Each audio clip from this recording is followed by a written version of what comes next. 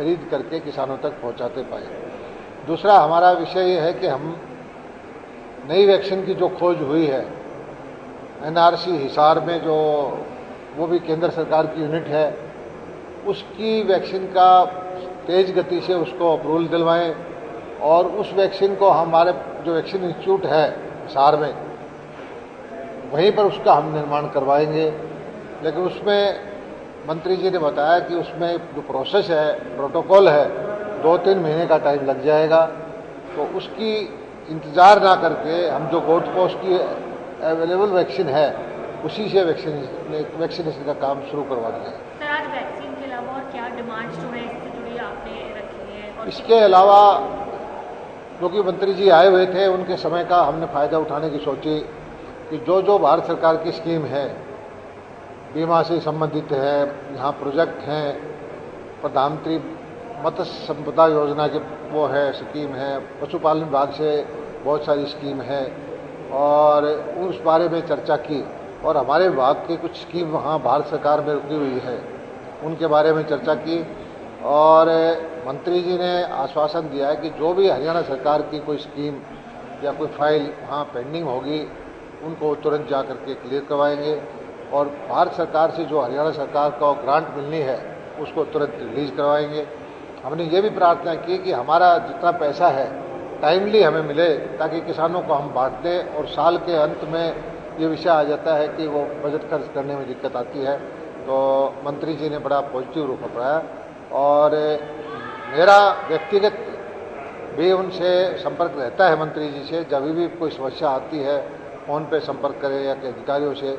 हरियाणा के ऊपर वो पूरे मेहरबान हैं, कोई भी योजना उन्होंने हरियाणा की अभी तक नहीं रोकी है।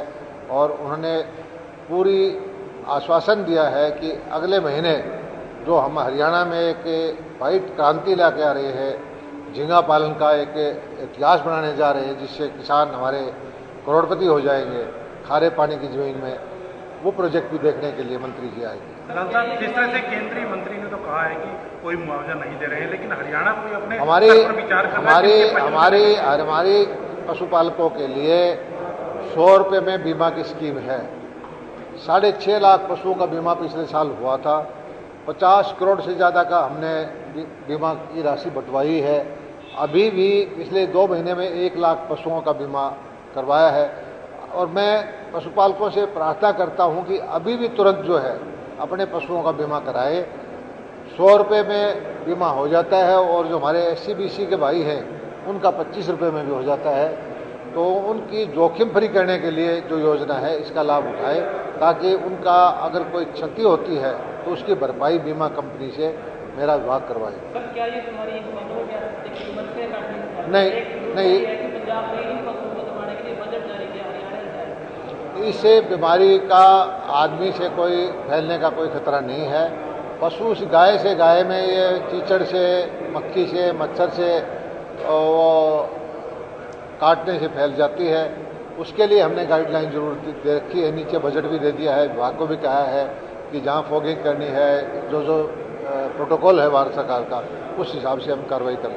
हरियाणा सरकार के प्रयासों को किस तरीके से उन्होंने देखा और कब तक सर इस पर काबू पा लिया जाएगा? देखिए, ये जैसे हमारे कोविड की बीमारी आई थी, उस तरह की ही एक पशुओं की बीमारी है।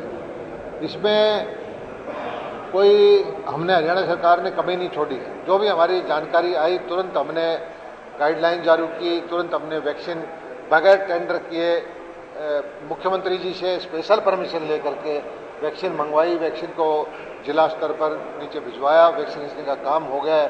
और कहीं पर भी मंत्री जी ने कहा कि हरियाणा सरकार ने प्रोएक्टिव होकर के कार्रवाई की है, कहीं पर कोताही नहीं बरती। पंजाब में इस तरह के पशुओं को दबाने के लिए बजट जारी किया था, हरियाणा का कुछ रहेगा? हमारे यहाँ सबसे कम वो है बीमारी। हमारे पूरे प्रदेश में अभी तक सिर्फ 87 पशुओं की डेथ हुई है।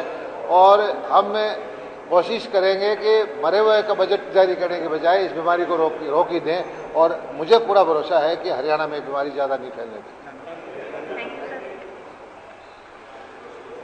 तो लंपी वायरस की रोकथाम को लेकर बैठक हुई है, और इस बैठक के बाद कृषि मंत्री जेपी दयाल को आप सुन रहे थे, जिनका ये साफ तौर पर कहना है कि लंपी वायरस को लेकर इस बैठक में हमने चर्चा की है। इसके साथ ही उन्होंने एक और बड़ी जानकारी दी है उन्होंने कहा कि इस वायरस के चलते मौत हुई है पशुओं की और 27 पशुओं की मौत इससे हुई, माफ कीजिएगा 87 पशुओं की मौत इससे हुई है। इस बात की उन्होंने जानकारी दी और इसके साथ ही उन्होंने कहा कि उन्हें पूरा भरोसा है कि लंपी वायरस पर काबू पाने में हरियाणा अग्रणी रहेगा और जिस तरीके से प्रोएक्टिव होकर हमने इसकी रोकथाम के लिए कदम उठाए उसकी तारीफ केंद्रीय मंत्री पुरुषोत्तम रूपाला की तरफ से भी की गई है और इसीलिए लंपी वायरस पर काबू पाने के लिए हम लगातार कोशिश कर रहे हैं। हम चाहते हैं कि लंपी वायरस पर काबू पाया जाए। जिस तरीके से कोविड की बीमारी देश के अंदर आई, इंसानों से इंसानों में बीमारी फैली, कुछ इसी तरीके की बीमारी पशुओं में लंपी वायरस जो है वो है और ये लंपी जो वायरस है ये भी खतरनाक है पशुओं के लिए और इसीलिए इस पर किस तरीके से काबू पाया जाए उसके लिए तमाम प्रयास हमारी ओर से किए जा रहे हैं। ये जो बैठक हुई है बहुत ही सौहार्दपूर्ण वातावरण में ये बैठक हुई है और उन्होंने ये कहा कि पुरुषोत्तम रूपाला जी से उनकी व्यक्तिगत बातचीत भी होती है, कई बार पहले भी बातचीत उनकी हुई है, चंडीगढ़ वो आए हुए थे और इसीलिए हमने सोचा कि इस मौके का फ़ायदा उठाया जाए।